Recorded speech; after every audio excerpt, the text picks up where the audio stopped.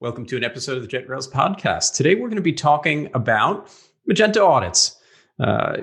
Perhaps the who, what, when, where, why, and how of Magento audits. Why you might need one, who might be involved in performing an audit, what the benefits are, how often should you do it, when should you do it. We'll try to really cover the entirety of the topic as quickly as we can. Bringing you some really meaningful information. With me today, I have Guillaume from the Mage Montreal team. Guillaume, would you do the honor of introducing yourself? Well, thank you for having me, Robert. So I'm Guillaume. I'm the founder of Mage Montreal. Started the company in 2007. So I've been around for a while, and all we do is e-commerce on the Adobe and Magento platform. We do nothing else. So we'll do design, programming, audits, support, maintenance, Magento 1, Magento 2, open source, or commerce, previously known as Enterprise Edition. So anything Magento, we do it. So that's who we are.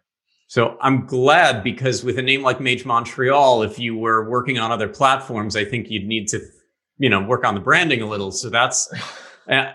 has that really served you well? I mean, that had to have been an interesting decision that you really narrowly focused the business name. How did you come to that? Did you foresee in tech 10 years ahead that you'd still be, or at this point, a little more than that, I suppose, that you'd really still be laser focused on this particular market? No. We evolved through the years for sure. So we started as a general web agency, then we refined this into like an e-commerce agency, and then we refined it into a Magento agency. So we dropped off platform as we went because it just doesn't make that much sense business-wise. You can think of great business case like the famous Southwest Airlines and so on, that they just fly one type of plane, so all the technicians know how that plane works, all the spare parts work on all the planes they own, and so on. So it just made more sense for us to say we're going to ditch every other platform. We're going to be specialized on just this one platform. So several years ago, we did the rebranding because we were already working on nothing else than Magento for a few years. If somebody was wanting an e-commerce site, we would see if it was a fit for Magento, and then we would decide if we take them or not as a client. So we repositioned the branding around that. And yes, it did serve us very well. That makes a lot of sense. I know in general, there are a lot of challenges when you try to take on too many platforms, that there's intricacy, trying to manage too many at once. There are certain things that I think you can provide service for that are more general. Things like, in my agency days, if we were going to run Google Ads, what the site was built with was a little bit less relevant than if we were being asked to do actual dev work and updates and upgrades and applying themes and other things. So that certainly works. And Mage Montreal, obviously, that has a regional flair to it for the Canadian audience. Have you found that you really work a particular niche, particular geographic targets? Has the name really helped you to build up your reputation in your region? Or have you found that it's just really your calling card because it's where you're headquartered, but you're really seeing more demand from other areas? Well, all of the above. So yes, it did help a lot regionally speaking. Positions ourselves very strongly. It's a very strong declaration, like we are the Magento experts in the area here. There are other firms as well, of course, but it positions us very, very strongly. So far, it has not been any issue, but I did have some thoughts about it. Say, hey, when we sell in the US and so on, like, is it a problem? And so far, it has not been a problem whatsoever. And then I just keep thinking, well, Boston pizzas all over the world, so whatever.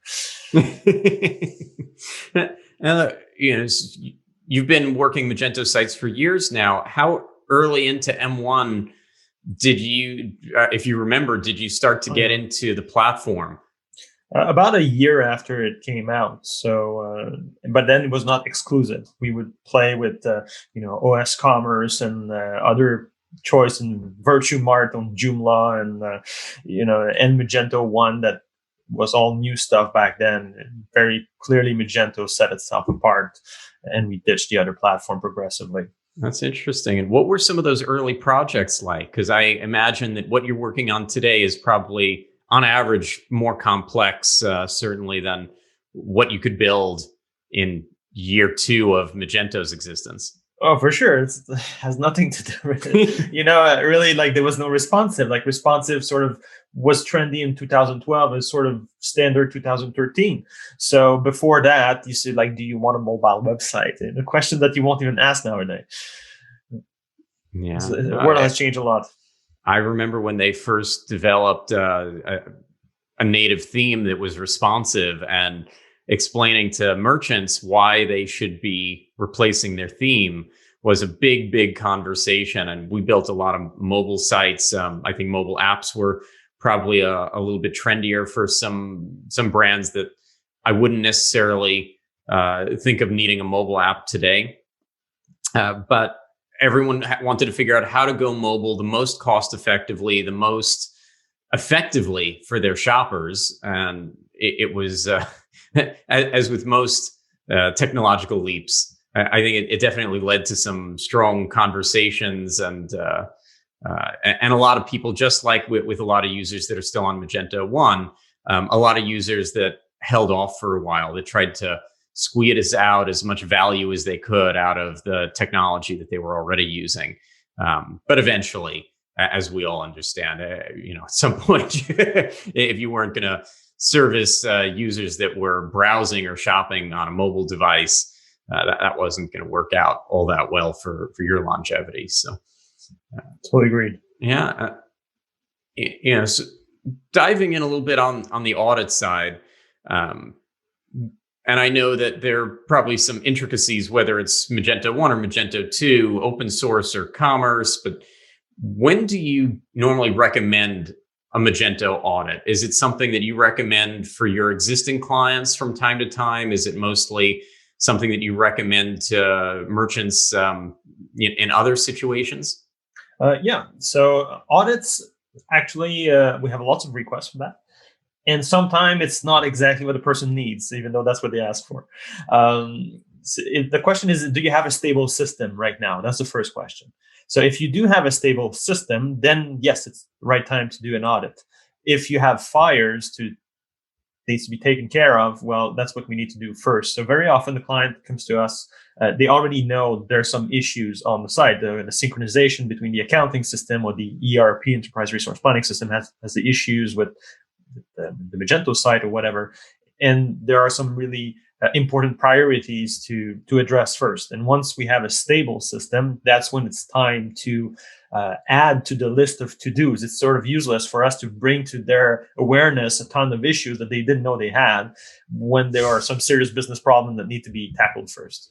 So are there so I imagine that this is a bit of a triage system, because if you keep taking every task that they ask you to assist with, you'll never get to the audit, because there'll always be something in queue in a lot of these situations. And you want to put out the emergency fires, but you probably don't want to get too deep, because you might find things that are really, really problematic under the hood that would change your long-term recommendations. So I imagine if there are database errors, if the database is screaming foreign key constraint errors, other things going on in there, if the Magento core has been edited and isn't intact. Terrible. Yeah. So are there sometimes things that you're going to look at before you even touch anything, or is it to generally put out the real emergencies first and then come back and check for some of those, really hot button items that would cause you to say, whoa, before we install another patch or upgrade or put in another extension or try to fix this offshoot feature or something, before you put any more money into this, we should really take a look at X, which looks very unhealthy and is going to impact everything else. Yeah, you're right on this point. So the first step is that we'll actually gain a global awareness of all the systems connected there. So perhaps an accounting system, maybe there's a PIM, the product information management software. Maybe their emails is on the same server as the website, and we don't want to affect that. There are all kind of things like that. So the first thing, we're going to map the whole system if they don't already have such a map. But typically, it's just the larger companies that have those maps already made for their IT systems. So yes, we will sort of tour the property, so to speak, at first to know what we're dealing with in a general way, but that's not yet an audit. Just to be aware of what's involved in here. And then, yes, we will want to do an audit. And let's say the audit will be in two parts. Let's say there's no crazy fire, or there was just one or two that's put out, fine. Now it's time to move to the audit. And the audit is either a general audit or a specific audit, and everything falls into one of those two. So the general audit is what you can have sort of pre-made packages for it. You could have a standard audit and a premium audit, something like that. And you could compare that to a house inspection. So that it's general. The house inspector will not drill a hole in the wall to see what's behind and whatnot. It's a visual inspection of everything.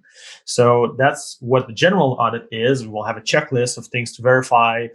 So it checks a bit of everything globally that, the common, let's say, top 40 problems that we have had historically with the website. We have that list to verify and a few other things like that.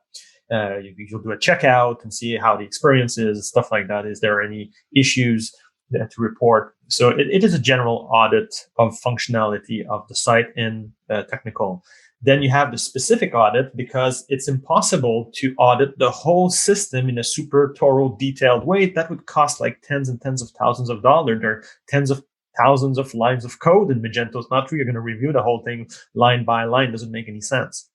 So it will typically be a specific audit for what the business owner either already identified problems with, like we were talking before, again, the synchronization of systems. So that's where often the request comes from. The business owner or some manager, director there sees some tangible problem and starts to suspect that maybe things were not built right in the first place, or would like a second opinion, and that sort of segues well into just a quick mention about Magento, that Magento being an open source system, like several other platforms, you have so much freedom in there. That's where the freedom and flexibility and power of Magento comes from. You can do whatever you want in there. And there are lots of people who are not trained enough, who are not certified, who don't have the experience or the knowledge or the budget, and they cut corners. And you have so much loose rope you can hang yourself with Magento. So that's to contrast, let's say, with SaaS platforms that will be very restrictive. You're going to have a user experience that will be more similar to from one merchant to the next, because it's very limited what people can change. So the damage a bad programmer could do is limited, but also the good of how much customization for your user experience you can do is very limited.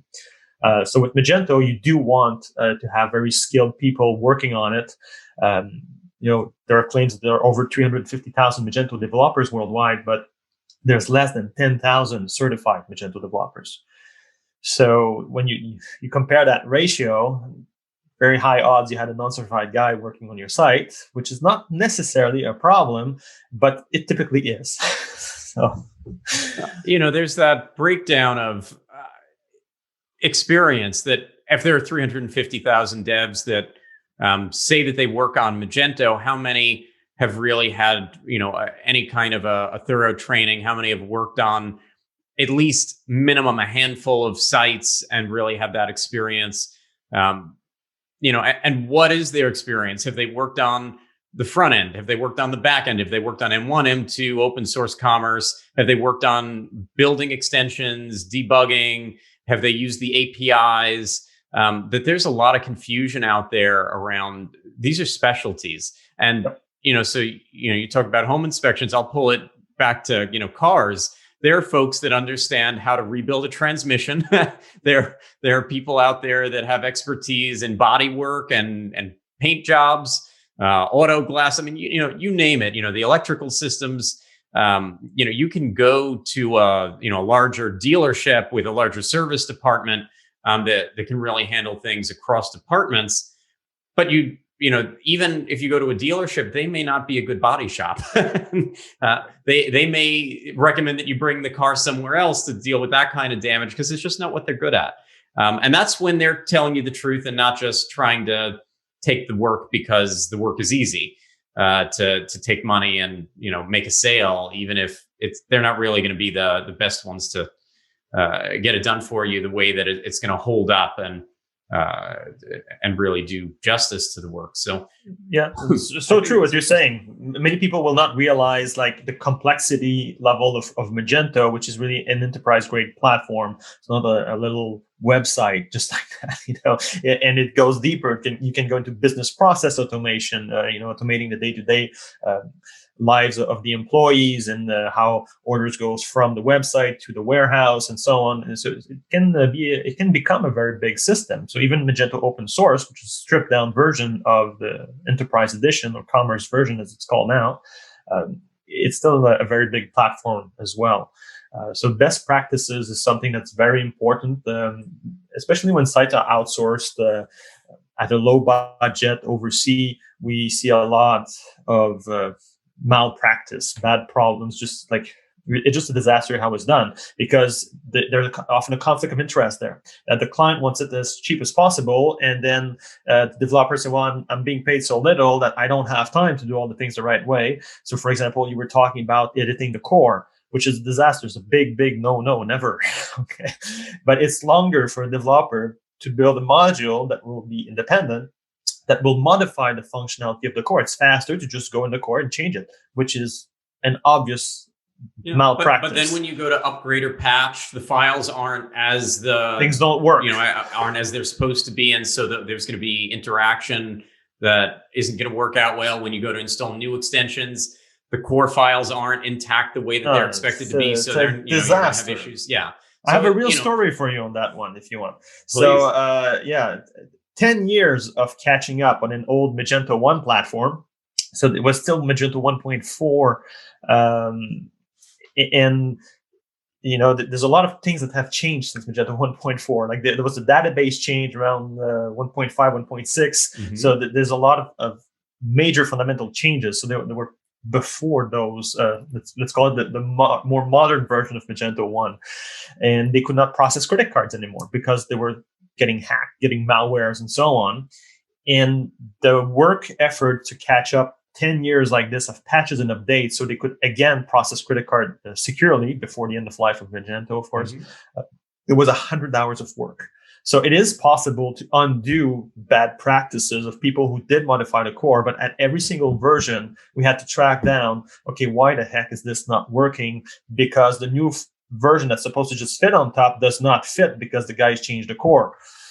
Well, and if they haven't upgraded, let's say that they had 20 Magento extensions, if those haven't been upgraded and they're not compatible with the patches, with the software updates that that Magento put out, everything kind of goes hand in hand. I recall specific patches that came out 5 years ago that for Magento 1 that changed the admin pathing, the routing.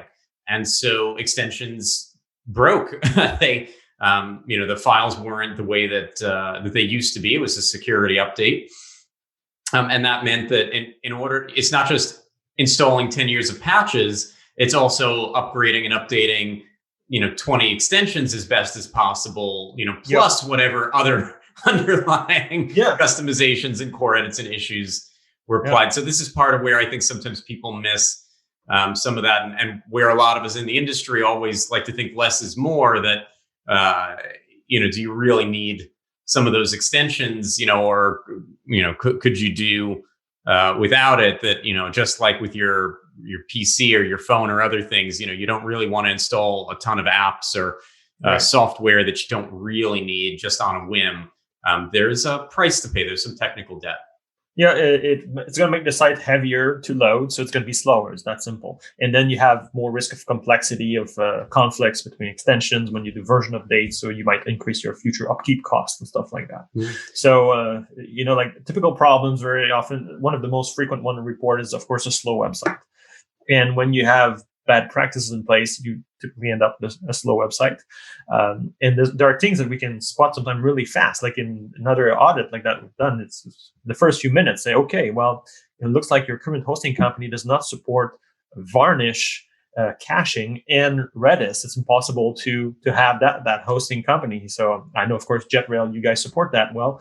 So one of our first recommendations is, look, that site will never be very, very fast at that hosting company. You need to pick a better host just to start with that's actually going to support the Magento cache, because without cache, Magento is slow. So that's sort of something very low hanging fruit that you just see right away. Okay, this hosting is not able to make this site go fast. Yeah, and I think it's interesting that sometimes I have the conversation about Magento open source and commerce, and to me that's really a question about a balance sheet. Which one is going to make more sense for the business? That commerce, you're really getting a lot of extra modules pre-installed, so it's the deluxe version. You're getting a lot of functionality that you wouldn't off the shelf with Magento open source. But sometimes you're going to wind up using extensions instead of those modules anyway, depending on the exact functionality that you're looking for. So sometimes it's, which goes back to the balance sheet question of, how many of these features are you going to use? Do they meet your exact requirements? Are you going to need to customize them anyway? Or is it going to be cheaper to get a third-party extension anyway? And then, if you're leaving these modules enabled and such, and you're not using them, or they're not really bringing you value, is that leaving additional, security vulnerability? At Jetros, we're really, proud of the fact that we have a lot of security layers for our customers. Really, hard to find a host that competes with us head on that, in terms of malware scanning and intrusion detection and locking things down with least privileged access and firewalling. I got another story for you on that if you want. Yeah. So my short story there was, we had a customer that there was a vulnerability in Magento Commerce's page builder feature. And we had a customer who was very briefly impacted by that. They were impacted before they could get the patch that was released by Adobe installed. And, so just, goes to show that regardless of whether you buy an extension from the Magento marketplace or whether you're getting modules from, as part of your commerce installation, that there's still technical debt there to deal with. And so, for it's like, for every action, there's a reaction kind of a situation that I think it is really interesting now. In that case, again, having the right host certainly helps. Having the right security layers certainly helps, to be able to deal with, not only proactively blocking out threats, but reactively catching them and addressing them cohesively. But there's a lot of that. But let's jump over to your story. Yeah, it's gonna tie in exactly in this, because any competent sysadmin could set up a server and put Magento on it. It's gonna work, but it's not gonna work efficiently, and it's not gonna have all the I's dotted and all the T's crossed, and it's not gonna be as performant as it can be. And some example of this about hosting security here, stuff we found in audits. So we're doing that Magento audit, and then we before the client even gives us the access, we downloaded the copy of his site, a whole copy of the site, without him giving us a credential. So how that was done, it was simply that there was a Git file. What that is a version control software, Git, that is used by good developers to control the changes on Magento. And there's that repo here that you have. Once you have the file, you can download the whole site there, because it was not protected, was not secured. So it was just a free access to the Git repo on the server. Well, that was nice of them, right? They made it easy for you. Wasn't that helpful? It's so interesting. So here's software, very common, very popular, that helps developers to push out changes and to be able to see which developer pushed what at what time and roll back changes, and really organizes this so that if there is an issue or problem, there's a chain of custody that you can really see what's been happening and how, and you can compare, the live, instance of Magento versus what should be there, what's been pushed and all that. But if you don't lock it down properly, just like every other piece of the environment, it's, not that this one is so special.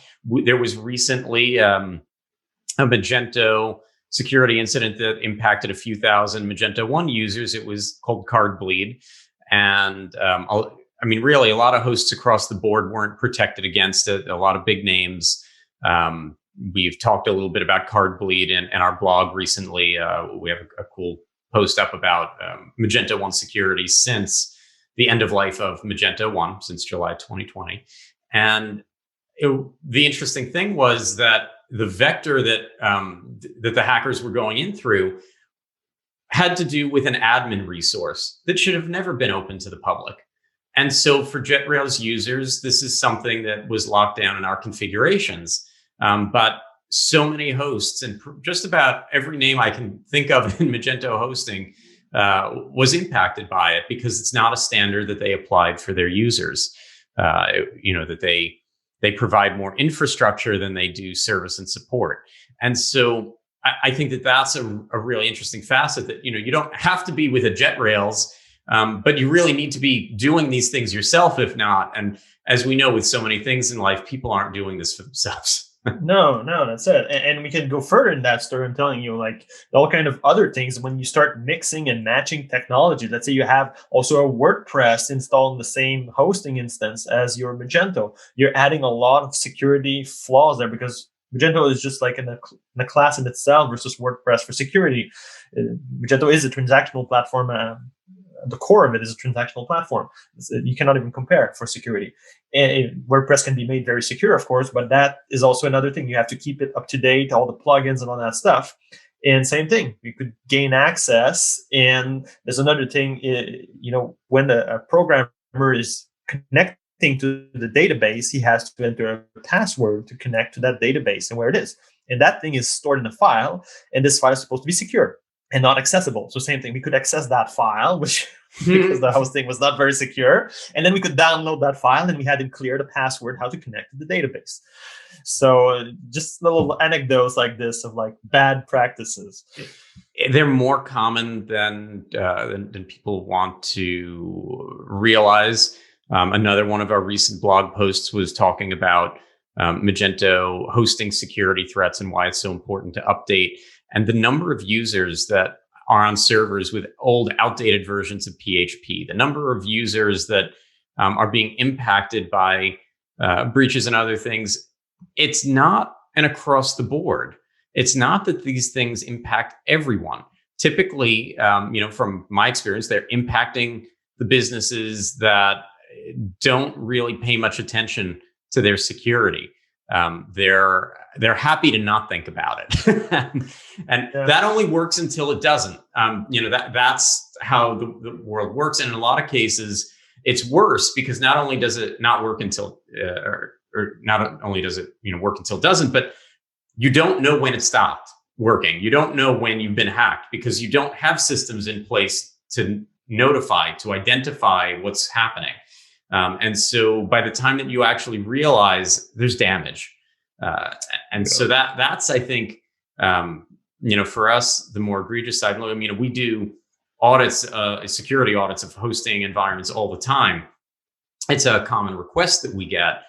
We've got a security page up on our site where people can even, get some of that free automated, reporting from us, and our team will dive in and just take a look from the outside. Like you say, some of these things, they don't require us to have access to the environment and check. We're going to look the same way as a hacker does and see, oh, look at this. This is open. This is unpatched. This is out of date. This is, this has vulnerabilities. And we can tell so much of that within just a couple of minutes of running some tools. We could actually share some of those tools, because it's just a good thing. Even if you're a store owner, like you can go to places like say magereport.com and see what that thing suggests. Then if you don't already have Google Search Console installed on your site, that was formerly known as Google Webmaster Tools, very good idea to have that installed and to check what Google has to say about your site. You have also, for the speed, like Google Lighthouse going to give you a lot of stuff.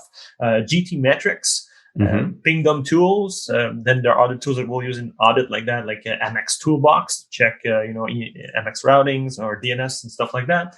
You can have also a free scan on Security Scanner without even buying it. What else could you do there? So some paid tools like SEMrush for some general SEO audit for your site. So that's a lot of tool that are either free or not, or inexpensive, that you can already have a quick portrait yourself as a site owner or manager by running those tools and say, well, maybe my site's not that healthy.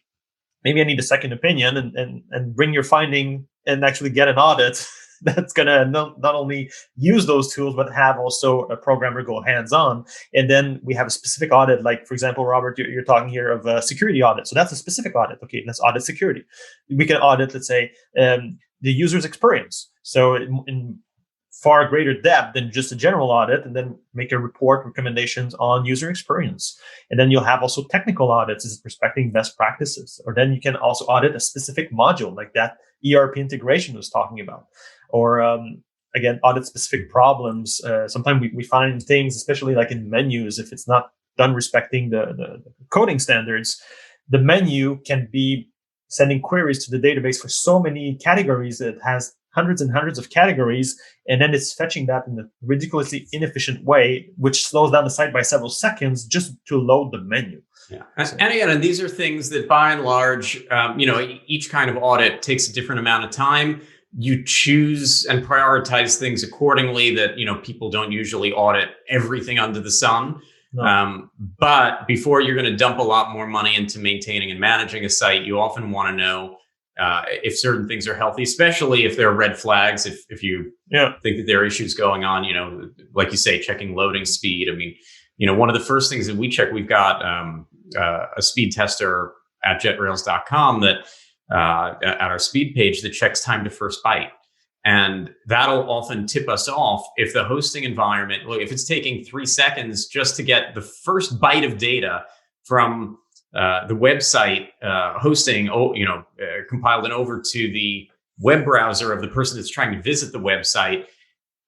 By the time the page finishes loading, it's awful. So there are certain things that just tip you off that something's just not well optimized, and that doesn't take a lot of effort. There are other things that I find when auditing myself that sometimes, you just go in and take a look at broken links. People have no idea that their sites have accumulated links that go nowhere. Yeah, and Google Search Console is pretty much one of the best tools. It's great for that.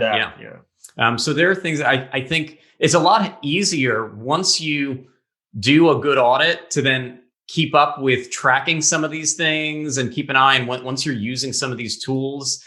Sometimes, especially when you haven't been doing it, it's great to have a professional come in and help and do an initial cleanup, because that'll be a bigger job. But it is for sure interesting. And so is there some kind of an average that you think a site, obviously this is going to be very particular, because especially as you're auditing, I do compare this in some ways. If you're going to do a more thorough audit, for years I talked about it like being a plumber or electrician. You start taking down the sheetrock and you don't know what you're going to find. And, the deeper that you go, the more time that you invest in. But just to more the vitals, is there like a baseline if you're going to take over an existing site that it usually takes a minimum of 5 or 10 hours just to, check and make sure that the last guys didn't leave a complete train wreck? Yeah, you sort of choose how you set the bar on that first initial inspection there. So there's no such thing as an industry standard audit and an industry standard premium audit or stuff like that. So you sort of make your gradation yourself as to what it is. So a more general surface audit could be a few days of work, and a more in-depth audit could be a week of work or something like that. You could also, like I was saying, sort of survey toward the property before you start working. We'll always do that. And that can be a few hours, like you're saying. And at the first day, especially if it's a big site, very complex, lots of third-party connection system, you might take a day or two just to sort of map the whole thing. And then you sort of start working on the emergency. Unless it's a truly an immediate need for a hot fix right there, which we try to avoid, of course, when possible. I have a feeling like we should put together some piece of content yet on some of these tools that you were mentioning. I wrote an article recently on like my top. I lost count at some point. It had to be at least a dozen e-commerce website tests, scanners, different things that are valuable to check. And some of the things that you mentioned are on there. You mentioned several that aren't. The list goes on, but again, there are things that I think the other question is like, how often is it worth checking them? And some of that, in my opinion, always comes down to the size of the store. It's just like if you're running paid ads, if you're running, $1,000 a month in ad budget, there's not going to be enough data on a day-to-day basis to be in there adjusting. You could, but you probably wouldn't be using your time very wisely. On the other hand, if you're running, $100,000 or $1 million a month in ad spend, there's going to be enough data there to really be making adjustments more frequently, checking the data more frequently. So I think that's part of figuring out the right strategy, and maybe more of the consultative part of the process is, okay, now we've got a baseline. These are things that should be checked, whether the merchant's going to check themselves or whether, certain tasks are going to be done on a schedule by the dev team, by the agency as part of a maintenance schedule, but just upkeep. Yeah, exactly. Things change. Things are not stagnant. Security changes. Threats change. Ways the size of the business and optimizing change. Yeah. The size of the business and the market will dictate to some degree frequency for those updates and what procedure can be put in place. I have in mind some great case study of a client there that started very small and then grew up to over 8-figure, and of course the need really changed throughout the years, and a backup once a day was fine for the startup phase, and then backup once per hour for the database once he's a bigger client, and so on. In case he would have a problem, wants to be sure that he doesn't lose more than an hour of data or something like that. So, of course, the business needs will evolve and will change, and it has to be adjusted for every single businesses. For sure, the base thing is the version updates. So, version updates, you want to stay current. For sure. Adobe will release quarterly a new patch. Every 3 months, you have a new version. Now, if you want to be devil's advocate here, sometime the new patch may introduce new bugs. If it's a big new version like version 2.4.0 when it came out, had a few bugs in it. But it's so much better than 2.3 from a general technical point of view. And then you have 2.4.1 comes out, fixes most of those bugs. So you might becomes much wait more a little stable, bit if you want, but don't get like a year behind. No, like maybe give the extension developers a chance to make sure that their extensions are compatible with the new version. Wait until, like you say, 2.4.1 just came out October 15th for general release. So, that you wait until you get to, some of the bugs worked out. But even when you're upgrading minor versions like 2.3.5 to 2.3.6, I wrote an article about all these releases from October 15th. There's a good number of software updates. It's not just some, a handful of things. There were, I want to say, at least 100 updates going from 2.3.5 to 2.3.6. So there's qualitative updates in there. It's not something that just gets done in an hour. To apply that update. You look at the contribution list of this; it's quite amazing. Like what the Magento community contributes, even to the paid version of Magento.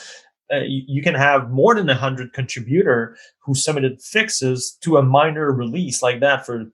I don't have the exact number for that specific patch version, but you can regularly see that. So, and then you also have the core team of Adobe, their own developers, doing all that extra work for the next minor version, like you're saying, 2.3.5 to 2.3.6, and it's really a lot of hundreds of hours of work that goes into upgrading the system. So people say, "Oh, just minor versions." No, there can be some major improvements. Like I'm checking my own writing here, and I wrote, quoting myself here, which is a strange thing for a person to do, but 160 functional fixes in this release. There you go.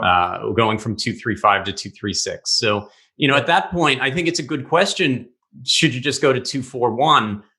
Rip the Band-Aid off and upgrade. And I think that's a personal conversation between, website owners and developers. And generally speaking, the answer is yes. Yeah, because otherwise you're creating inefficiencies in the workflow. So when we take over a new client account and they are in an older version, if time is allowed, they're not too much in a crunch, the situation is reasonably stable and so on, the first step is the Magento version update, because a lot of the bug fix that they would ask us to fix might be totally irrelevant to fix after a version update. Maybe it will already self-correct. And anyway, for stuff that would not have self-corrected with the new version, you would be building on an older version. It might waste work or break things when you do the update after. So the logical step is first do the version update and build from there. That certainly jives with my way of thinking. Now, have you ever had, there's a situation that I've ran into more times than I'd care to remember, quite frankly, where in my agency days, we do an audit and we'd have to go back to the customer and say, look, we know you spent some money here, but the state of this site is so rough. The theming wasn't done properly. The core has been edited. The database has errors. Like that, there's no one working part here, and it's impossible to define exactly how much work it'll take to get this back to a healthy, stable place for long-term success, for long-term patching, and a clear path to install extensions and other things of that nature. And so we had to break the news as gently as we could that, in our expert opinion, the safest route would be to start over, even though we understood that economically that wasn't going to be certainly ideal. It's not what anybody wants to hear. Nobody wants to hear bad news.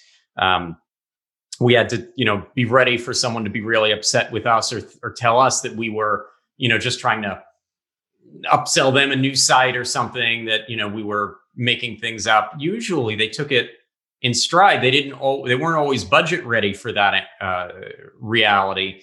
But usually they accepted it as our professional opinion and understood what we were saying and why. Have you had to walk that walk?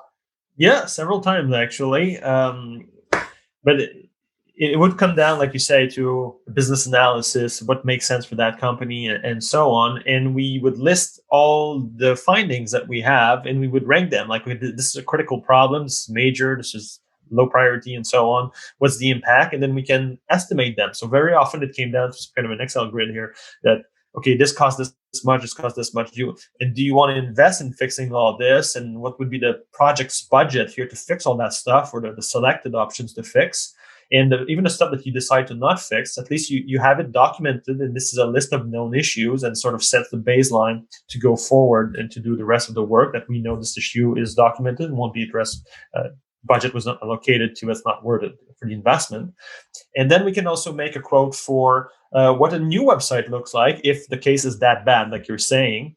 And there were cases like that. It's like, look, 10,000 more, you have a brand new site. Do you want to start fresh? Yeah. I mean, that's really the conversation. It's a money pit situation. It's a house where, every time you take down another piece of sheetrock, you're going to find another problem. Like you say, that in an audit, you can't go through every line of code, but over time, you're going to keep finding more issues. It's difficult. That we'd have developers that would, complain about spaghetti code that went all over the place. Sometimes didn't end anywhere, didn't actually do anything. It was just remnants left behind because someone started writing something, and and you just find all these things as you go. That I think that's the risk. That's the danger. And on occasion, this would happen from larger agencies that had overall, strong reputations, but in some cases, perhaps they outsourced some work, or they had some new team members work on something without enough oversight. Or I'd like to think, at least, because when an agency earns a strong reputation, typically there's a reason behind that, but sometimes things can still somehow go awry. Yeah, you didn't get the A team from that agency. Yeah, exactly. That depends if they scaled up right or not, like how much conscience they give to actually keeping that reputation and delivering quality work. So there are some very big agencies that you will not have that issue at all. But the price tag goes with it, like a minimum project scope, $400,000 USD and stuff like that. Basically enough. I had an agency telling me the other day that basically they take the estimate that the developers give them and they triple or quadruple it, which gives them time to redo the whole thing if they need. Like, they're not going to leave someone unhappy. I don't know that that's feasible in all cases, but they look at their raw cost and they, and so on, and they figure out hours. because they know that even with good scoping, the customer's expectations of what they asked for at the beginning of the project, and what is actually being delivered at the end, and what their needs are actually at the end, aren't always perfectly aligned. And so sometimes there's just that give and take to make sure that even if they have to keep, optimizing certain things post-launch or working something that, like, they're not going to leave this customer unhappy. And so they find that budget alignment. Obviously, not every merchant's prepared to budget that way. But I think that it's interesting to hear that, that in general it's a challenge, because I think that one thing that I've commonly found is that merchants, once they've been told an estimate, they really don't want an overage. They really don't want to spend more, even if their needs change or their scope changes or their wants change. They really don't want to put more investment in, because they do look at it as more of a finite project. So I suppose that's sometimes part of the challenge is comes down to economics of. So you were saying picking an agency that's properly budgeted, not just taking the lowest bidder from anywhere in the world that you can find randomly. But I think also in some cases making sure that if anything that, maybe that there's some kind of a budget of maybe not doubled or tripled, but some kind of extra hours there for, look, here's the estimate, but we build in an extra few, whatever it is, hours. Or a contingency budget. Contingency budget can be declared on its own line, and so, yeah. But I don't sell to clients big enough to do that. Triple, quadruple the budget. No way. The sale won't go through. Maybe if you sell to Fortune 100 clients, I don't know. That would be nice. Yeah, but no, it's definitely not here. Of course, I tend to refer them also to go get certified in Agile project management. We've got a good episode on the podcast on that. I'm a big fan. So yeah, absolutely. So it's a big question of the discussion. What's the client's expectation there? Because if there's a lot of unknown, then you won't have a variation. You'll have a ballpark. So it's going to cost roughly that much. Are you willing to sort of get into a project? It's going to cost roughly that range. And there's unknown, and you scope that and you manage that doing agile project, because there's unknown. If you have a very finite list, you go to grocery, get the bread, the butter, and the milk. That's not agile. That's just a checklist. Okay, this costs that much, done. Simple. The old waterfall method, sure. Yeah, exactly. For a very simple project, and the more unknown complexity you have, the more you'll go toward an agile or a hybrid of both. So we'll often do hybrid. Yeah. So it's case by case, though. Yeah, and I think we've covered a lot of material in a pretty reasonable amount of time. So before we wrap up, Guillaume, any final thoughts? Anything else that you'd like to add? Well, I have way more audit stories I could share, but I don't want to get the episode to be too long. So, and we don't want to. I know that we're somewhere around Halloween now, but we don't want to scare people too much. Just because, look, everyone's got stories about home contractors and car mechanics and all these kinds of service providers that they were unhappy with, but then. There's no shortage of people that have amazing experiences with phenomenal practitioners. I think a lot of it comes down to just doing your homework, and I like to think hiring teams that work well together, that have that experience and know that they're going to align really well.